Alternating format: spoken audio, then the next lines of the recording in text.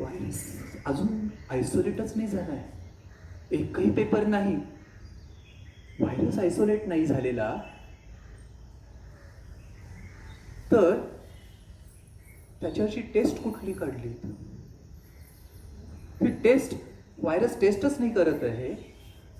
तर ते पॉझिटिव्ह जे म्हणताय तुम्ही, त्यांना तुम्ही ट्रीटमेंट काय देता?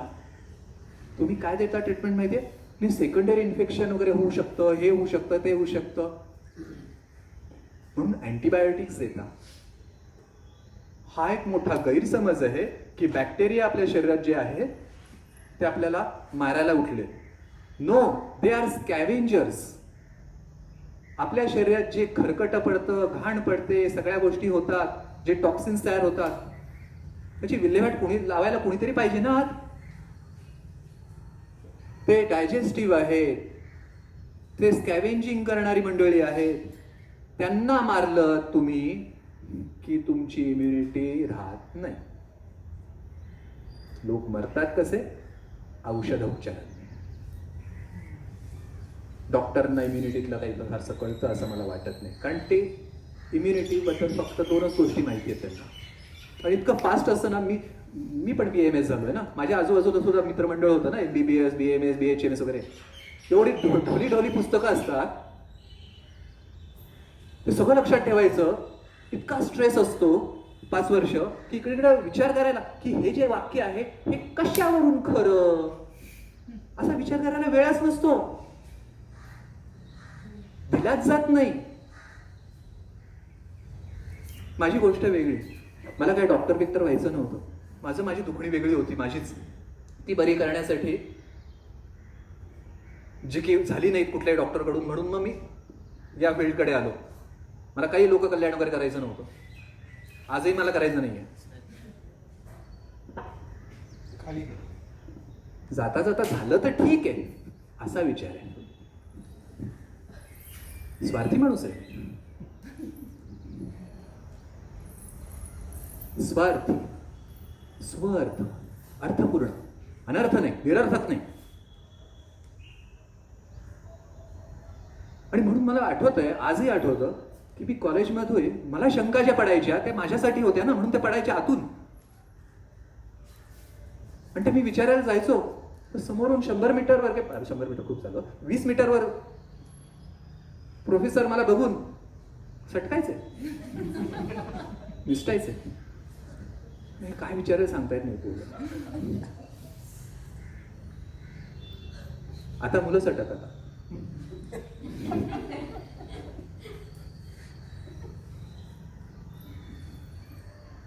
पण तुम्ही प्रश्नांना जर सामोरे गेलात तर तुम्हाला रत्न सापडतात, खरं सापडतं. आणि खूप सारा तुमचा जो स्ट्रेस आहे तो निघून जातो. त्याचं कारण प्रश्न नाहीच आहेत. प्रश्नांच्या मुळाशी फक्त गोंधळ होता तो. जर व्हायरसच नाहीये तर पळापळी का करायची? पहिली गोष्ट. मग जर आपण शांत होतो, मग हळूहळू किंवा मग ही लक्षणं का तयार होत आहेत, मग असं का होतंय, मग काय केलं पाहिजे असं झालं तर. हळूहळू आपण लॉजिकल प्रश्नांकडे जायला लागतो. मग हे प्रश्न सुटतात. ऑक्सिजन नाही मिळत, ऑक्सिजन नाही मिळत, ऑक्सिजन नाही मिळत, हे प्रश्न राहत नाहीत. पण ही लक्षणं अशी आली तर काय करायचं, ही होऊ नयेत म्हणून काय करायचं, मग ही का होत आहेत हे कळू देत ना, म्हणजे हे होणार नाहीत ना. आजपर्यंत, आज 1.5 वर्ष लॅन्सेटनी सुद्धा आणि फॅन्सेटनी सुद्धा, सगळ्यांनी आजपर्यंत हा व्हायरस आणि याचे व्हेरियंट्स, मला गंमत वाटते, मुळात ओरिजिनलच व्हायरस सापडलाय, त्याचे व्हेरियंट्स कुठून सापडले?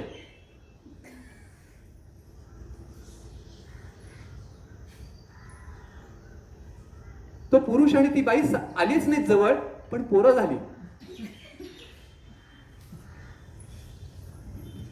कशी, कुठून, काय चाललंय हे? Maharashtra variant, Bengal variant, UK variant, आणि त्याला ते असे, हा BDC8956 असा आहे, तो BFS8935 आहे. हो, आपल्याला कळणार नाही, काहीतरी भानगड. नॉमेनक्लेचर मध्ये मजा करतात ही. आपल्याला गोंधळून टाकतात. आपल्याला गोंधळून टाकलं की काम झालं. तुमचं अज्ञान ते माझी ॲसेट आहे. हा, तुमचं अज्ञान ही माझी ॲसेट आहे. या तत्वावर चालतं सगळं. खूप गोष्टी आहेत बोलण्यासारख्या. हळूहळू येतो. मला माहीत नाही, मला वेळेत पकडलं म्हणजे बांधायचा प्रयत्न केला की नाही जमत. हा प्रॉब्लेम आहे. पण विषयच तसा आहे. म्हणून आजपर्यंत हा व्हायरस नक्की ताप कसा काय आणतो कोणी सांगायला तयार नाही. माझा सांगण्याचा मुद्दा असा आहे की ही जी भरमसाठ लक्षणं, आधी 3च होती, आता 30, 40, 50, 60 आहेत आता लक्षणं. ही लक्षणं व्हायरस नक्की आत जाऊन नक्की काय करतो आणि ही लक्षणं तयार करतो कोणाला सांगता येत नाही आणि सांगितलं नाहीये. आता असा एक नवीन रिसर्च झालाय की हा व्हायरस डायजेस्टिव्ह सिस्टीमला सुद्धा अफेक्ट करतो, नॉशिया पण क्रिएट करतो आणि जुलाब पण तयार करतो आणि उलट्या पण होतात आणि पोटदुखी पण होते. आता नवीन लॅन्सेटने हा रिसर्च केलाय. अरे वा, पण ही का कशी काय तयार करतो? आता आयुर्वेदाची बैठक बघा की एक लक्षण कसं तयार होतं ते अख्खं स्क्रिप्ट जर तुम्हाला कळलेलं नसेल तर वैद्यांनी हात लावायचा नाही अजून पेशंटला. त्या स्क्रिप्टला म्हटलं जातं संप्राप्ती, पॅथॉलॉजी. ही पूर्ण कळली पाहिजे. काय उद्योग नक्की झाले, कारण चिकित्सा म्हणजे त्याला रिव्हर्स करणं आहे. आणि म्हणून जेव्हा आम्ही लक्षणं विचारतो तेव्हा ही लक्षणं कशामुळे तयार झाली असतील, काय झाली असेल, काय कोणकोणती कारणं घडली असतील हे विचारतो. काल काय खाल्लं, परवा काय केलं होतंस, तेरवा काय केलं होतंस. मग एक उलटी करायला लागतो पेशंट, बाहेर सांगायला लागतो आणि मग आम्हाला सापडत असतात रत्न. आम्ही ते फक्त रचतो. आमची गोष्ट तयार झालेली असते आणि त्याच्यावरचा उपाय असतो. म्हणजे काय करतो सांगतो. पण त्या अगोदर आयुर्वेदाचा हा एक बेस आहे, तो थोडक्यात सांगण्याचा मी प्रयत्न करतो, कारण त्याच्यावर सगळं आधारित आहे.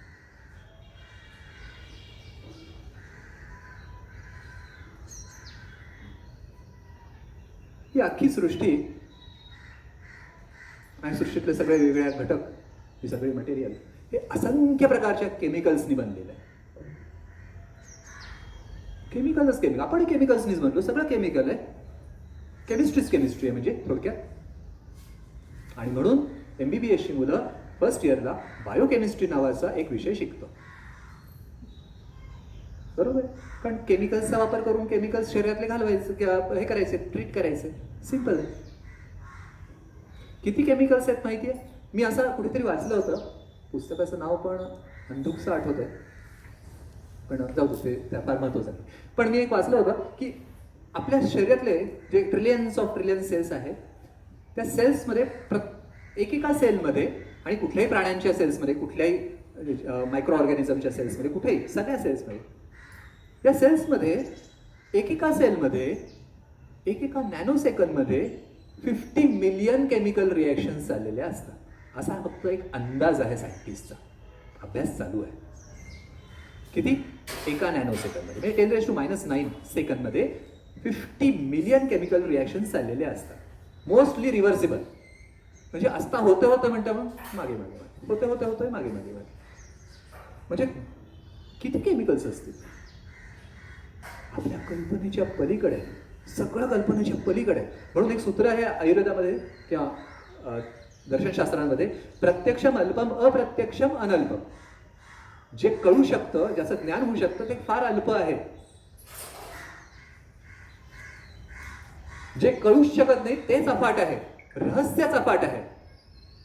रहस्यमय आहे सगळं. मग आम्हाला कळतो म्हणजे आम्ही काय म्हणतो काय नक्की, आम्हाला काय कळतं?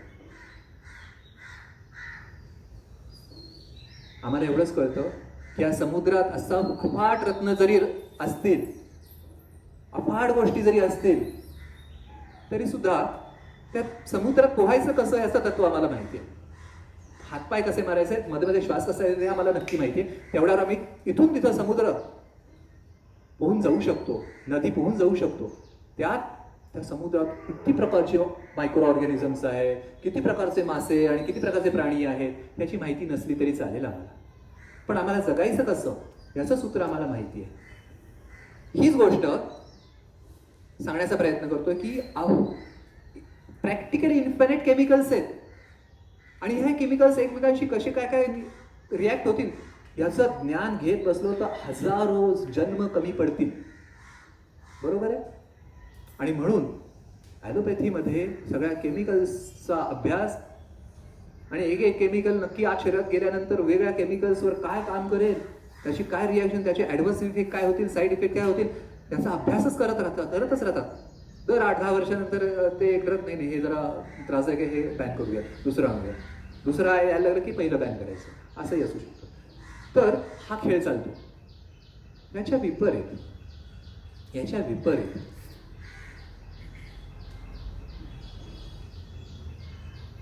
ते केमिकल्स जी बनलेली आहेत ती कशाने बनलेली? ऑफकोर्स मॉलिक्युल्सनी बनलेली आहे, आपल्याला माहिती आहे. आपण बघितलेच आहेत ना सगळे मॉलिक्युल्स, दिसलेच आहेत ना आपल्याला सगळे, पण आहेत ठीक आहे. आता आपण तात्पुरतं बघू, सगळंच कसं काय प्रश्न करतात. पण हे मॉलिक्युल्स कशाने बनले? तर ॲटम्स आणि ॲटम्स परत ते प्रोटॉन्स, इलेक्ट्रॉन्स, न्यूट्रॉन्स, क्युऑन्स आणि काय काय छोटे छोटे सब ॲटॉमिक पार्टिकल्सनी बनलेले. बरोबर. तर त्या लेवलवरती काय आहे? फिजिक्स आहे. मग त्या लेवलवर फिजिक्स आहे, मग केमिकल लेवलवर फिजिक्स नाही का? आहे. मग बायोलॉजिकल लेवलवर फिजिक्स काम करत नाही का? हो, करतं काम. मग सगळ्याचा बेस फिजिक्सच आहे, पदार्थ विज्ञानाचं आहे. आयुर्वेदाचा स्टुडंट लर्नर फर्स्ट इयरला एक विषय बायोकेमिस्ट्री त्याला नाहीये, तो शिकतो पदार्थ विज्ञान. पदार्थ विज्ञान म्हणजे बायोफिजिक्स शिकतो. हे बऱ्याच वैद्यांनाच माहीत नाहीये, ही गंमत आहे. तो विषय वेगळा आहे, पण तो शिकतो बायोफिजिक्स. हे का?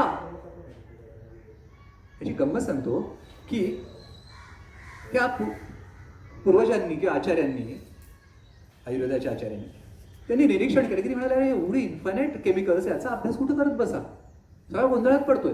माझ्यासमोर रुग्ण आल्यानंतर मला क्षणार्धात पोचलं पाहिजे, क्षणार्धात.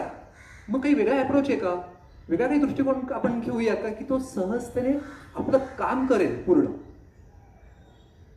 आणि मग त्यांनी निसर्गाचं जेव्हा अवलोकन केलं तेव्हा त्याला एक आढळली गंमत. आता हा उन्हाळा सुरू झाला, जस्ट ग्रीष्म ऋतू.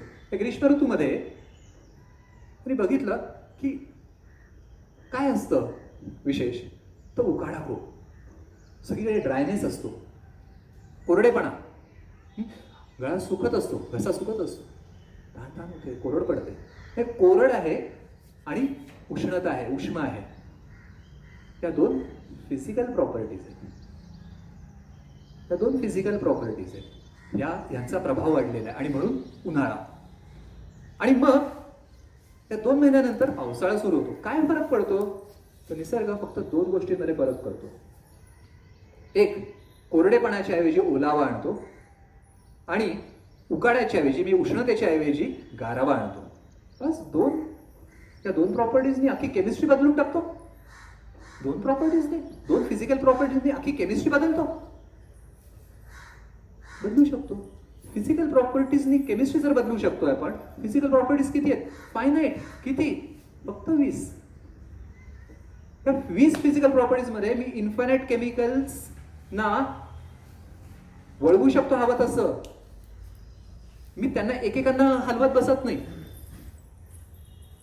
मी फक्त एक शिप डॉक, तो शिप डॉक सगळ्या शिपना कुठे घेऊन जायचं ते ठरवतो.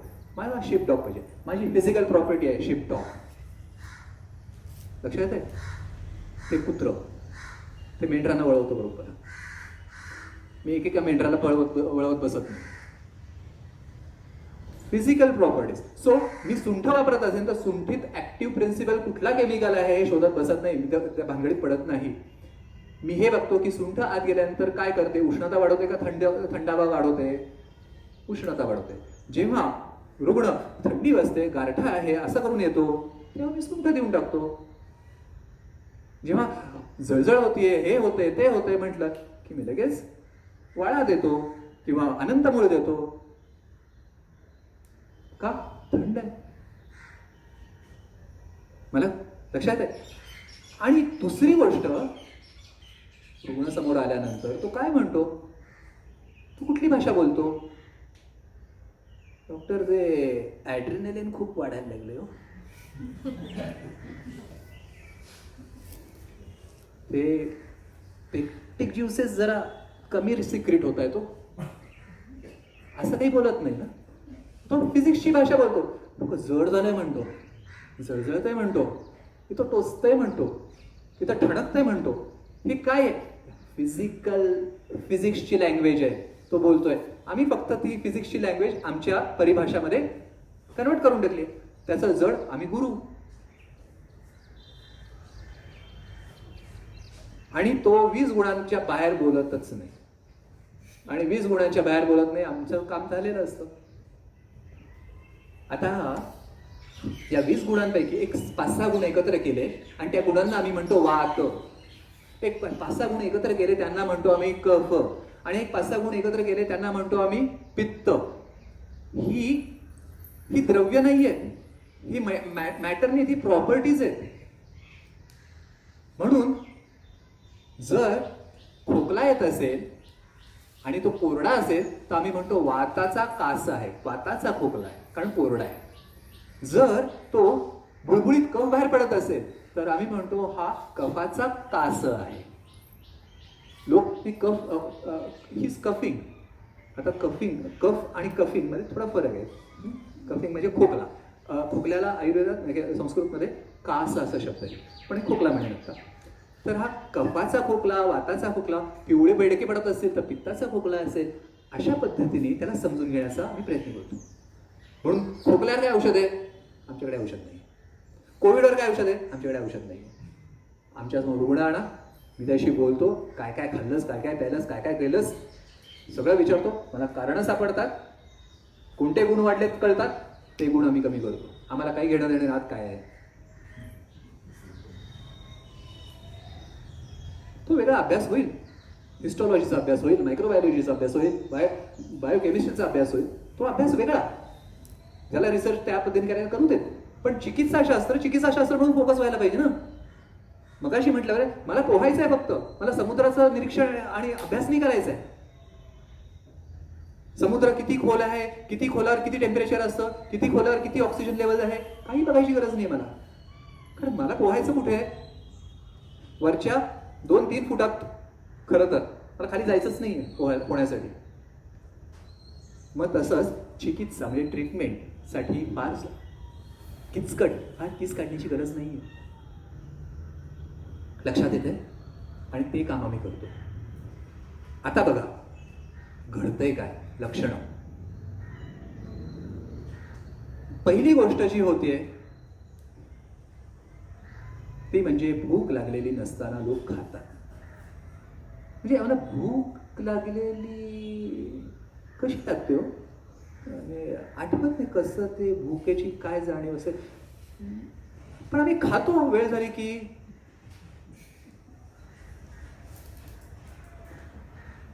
म्हणून माझं म्हणणं असं आहे की 3 गोष्टी आहेत. एक इन्स्टिंक्ट, जाणीवा. दुसरा इंटेलिजन्स, बुद्धिमत्ता. आणि तिसरी एक गोष्ट आहे ती त्यांनी ठरवायला पाहिजे की कोणत्या गोष्टी आणि कधी इन्स्टिंक्टिव्हली जगायचं, जाणीवांवर जगायचं, आणि कोणत्या गोष्टी इंटेलिजंटली करायच्या. जर ते नसेल वापरत तुम्ही तर तुम्ही बरोबर उलट्या सुलट्या गोष्टी करता. आणि ते आहे विजडम, विवेक. मी बरोबर 12 वाजता जेवतो. अरे नाही, 12 वाजता तुझी फ्लाईट असेल तर तू 12 वाजता त्याप्रमाणे निघायचं तरी ठरव. मी 10 वाजता नाश्ता करतो. नाश्ता भूक लागली तर कर. नाश्ता, ब्रेकफास्ट, लंच, डिनर वगैरे वगैरे ही आपण दिलेली नावं आहे. शरीराला फक्त एवढंच कळतं की भूक लागली तर अन्न हवं. ही तुमची सभ्यता आहे, हे निसर्ग नाहीये. सभ्यतेसाठी तुम्ही शब्द वापरा. शब्दांचा खेळ हा सभ्यतेसाठी आहे. जगायचं असेल तर असभ्यच जगावं लागेल. कारण ते तुमचं स्वतःचं आहे, फक्त वैयक्तिक आहे. मग भूक लागलेली नसताना खातात, तिथे सुरू होते वेगळ्या आजारांची भूमिका. आजारपणात सुद्धा लोक खातात.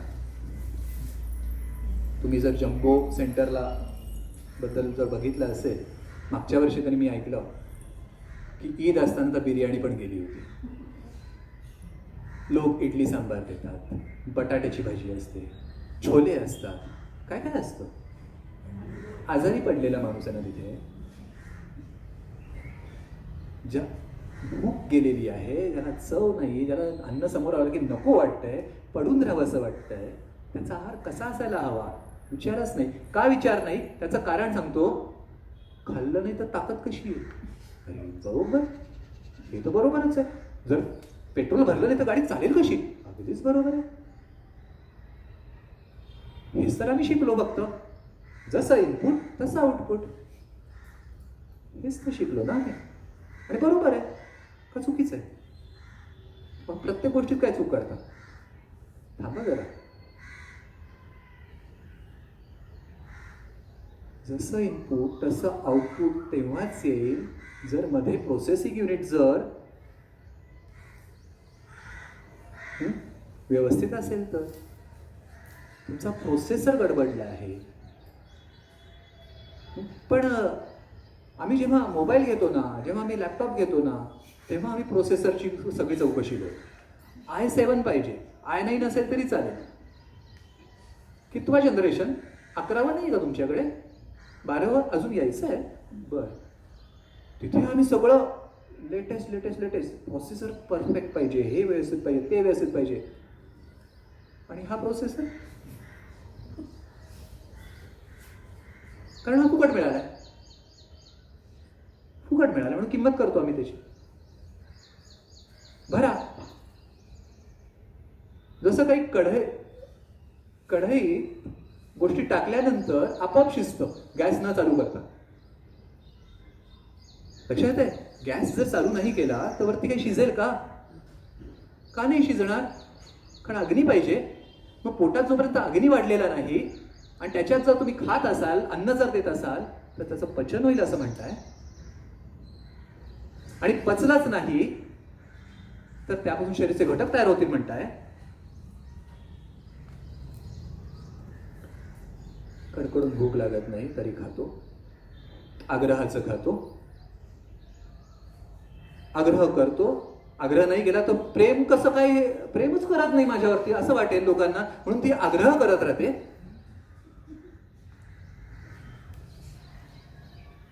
आग्रह करणाऱ्यांनी लोकांना वरती पाठवलेलं आहे. कळतंय?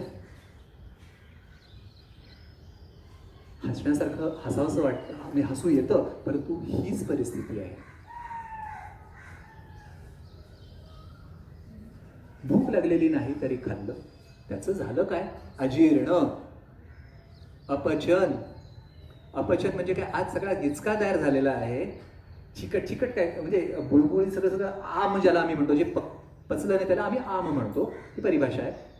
काहीतरी खाण्याचं. समजा असं झालं तर शरीर बाहेर उलटी करून फेकतं ना, ते जे पडलेलं असतं ना ते आम, पचलं नाहीये ते दिसण्यासाठी. तुम्हाला सगळ्यांना उलट्या झाल्यात आयुष्यात एकदा ते, बरोबर? त्यामुळे आपण हे व्हिज्युअलाइज करू शकतो. तर ते आत पडलेलं आहे. हे शरीर सांगतं की हे आत ठेवून चालणार नाही, म्हणून मळमळ तयार होते की जेणेकरून ते बाहेर पडू देत, म्हणजे मोकळं होईल. पण मग आम्ही घेतो, डॉक्टर म्हणतो अहो ते मळमळ होते. डॉक्टर म्हणतो एक काम कर, ओमेस घेऊन टाक. सगळ्या रूप आहे. ओमेस घेतल्यावर ते सगळं तिथंच थांबलं गच्च. 2 पेरिडॉन घे, म्हणजे ते खाली सरकत जातं, पेरिस्टॅल्टिक मुवमेंट वाढवून, म्हणजे जुलाब होतात. एखादा जुलाब होऊन जाईल, पण घाबरायचं कारण नाही.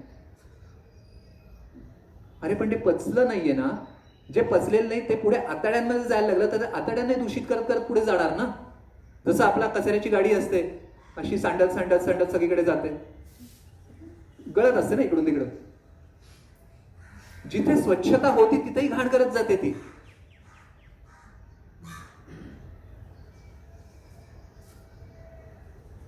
तुम्हाला काय वाटतं मी मोठा विचारवंत आहे? नाही. जे दिसतंय ना आजूबाजूला तेच इथं घडतं. त्याला काही अक्कल लागत नाही. हे पाहायला लागलो की आपल्याला दिसायला लागतं. आपण डोळे उघडायला तयार नाही हो.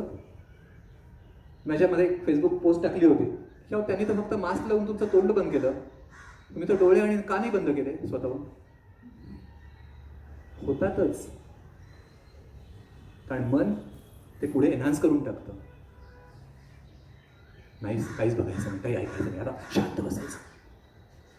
अजीर्ण झालं.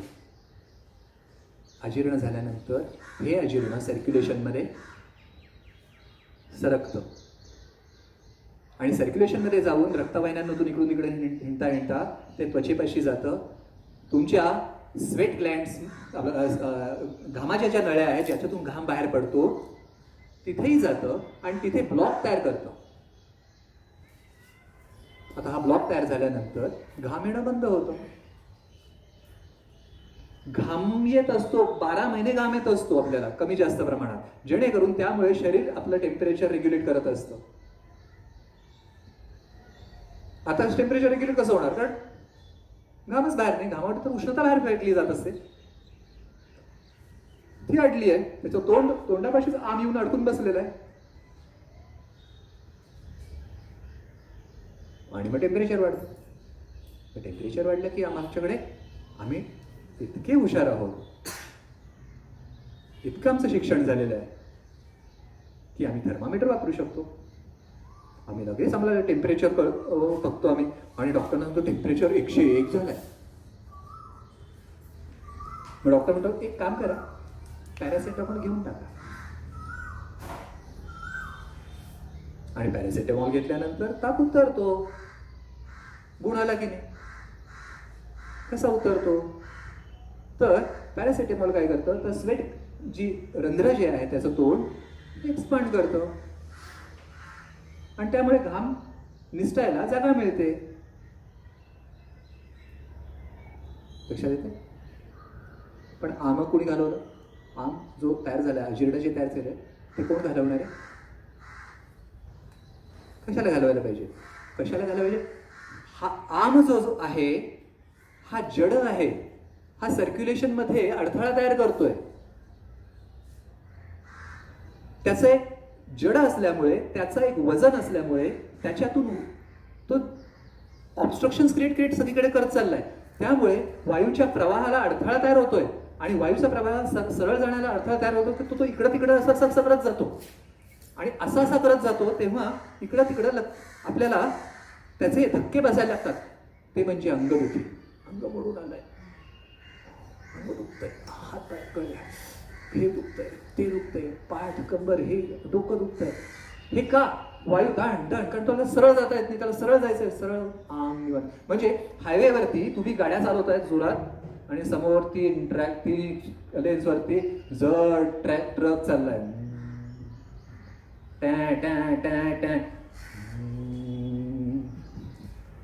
निवांत चाललाय तो ट्रक.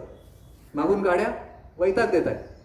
मग एखादा SUV असतो, SUV वाला, तो तिसरी लेन सोडून इकडून जाण्याचा प्रयत्न करतो. वायू असतो तो, चंचल चपळ, तो धक्के देत जातो. हे दुखणं आहे. प्रेशर म्हणजेच, ताण म्हणजेच दुखणं. आणि एकच तत्व आहे शरीरामध्ये जे भुगू शकतं, वायू. वायूचा स्वभावच आहे, जी स्पेस त्याला द्याल ती ऑक्युपाय करणार, जी स्पेस त्याला मिळेल ती ऑक्युपाय करणार. पण जिथून स्पेस मिळेल, जिथे स्पेस मिळेल तिथे ते प्रयत्न करणार तो जाण्याचा. इकडून शरीर, हृदय तुमचं पंप पण करतंय ना जोरात, आणि पंप अजून जोरात करतं अशा वेळी, कारण जड चाललंय. त्यामुळे पुढच्या पेशींना पोषकांश मिळत नाहीये, ते तिकडून मागणी करतायत आणि वर सिग्नल येतो की अरे अजून येत नाहीये, जरा जोरात पंप कर म्हणजे लवकर पोहोचेल. हा जोरात पंप करतो, धडधड वाढते, पल्स रेट वाढतो आणि आम निवांत चाललाय. आणि गेला तरी काय उपयोग आहे? त्याच्यात पोषकांश नाहीच आहेत विशेष, म्हणजे अशक्तपणा. न्यूट्रिशन गेलं पाहिजे. म्हणून डॉक्टर्स सजेस्ट, डायटिशियन्स सजेस्ट काय करतात? विटॅमिन्स खा.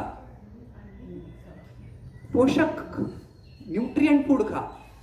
अशा अवस्थेत न्यूट्रिएंट फूड खा नाहीतर काही खा, त्याचं अपचनच होणार. एक साधी अॅनॉलॉजी आहे. चूल तुमची कशी बशी मिणमिणती पेटली आहे, तर तुम्हाला माहिती आहे की मोठी लाकडं मोठा जाळ तयार करतात. घाला मोठी लाकडं, काय होईल? हेच होतं.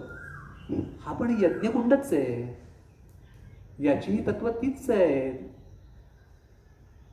धूर निघतोय तिथे, अजीर्ण म्हणजे, आणि तरीही तुम्ही लाकडं टाकताय त्याच्यावरती, समिधा टाकताय त्याच्यावरती.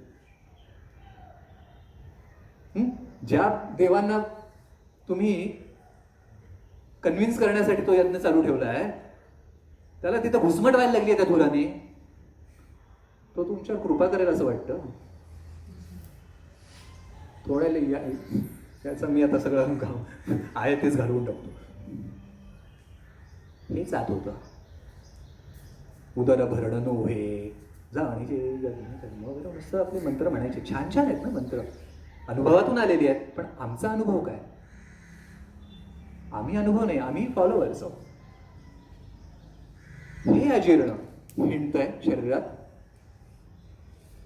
सगळं स्लो अँड स्टेडी करून टाकलंय. हे अपचन, अपचनाचा थर इंद्रियांवर आहे, जिभेवर आलाय. जिभेवरती पांढरा थर किंवा विचित्र विचित्र थर येतोय. त्यामुळे जिभेतली जी इंद्रिय आहे त्याचा संबंध आहाराशी जरी आला तरी इंद्रियाच्या त्याशी संबंध येतच नाही, कारण मध्ये हा थर आहे. चवच गेली आहे, चवच कळत नाहीये, तोंड बेचव झालंय, तोंड घाण झालंय.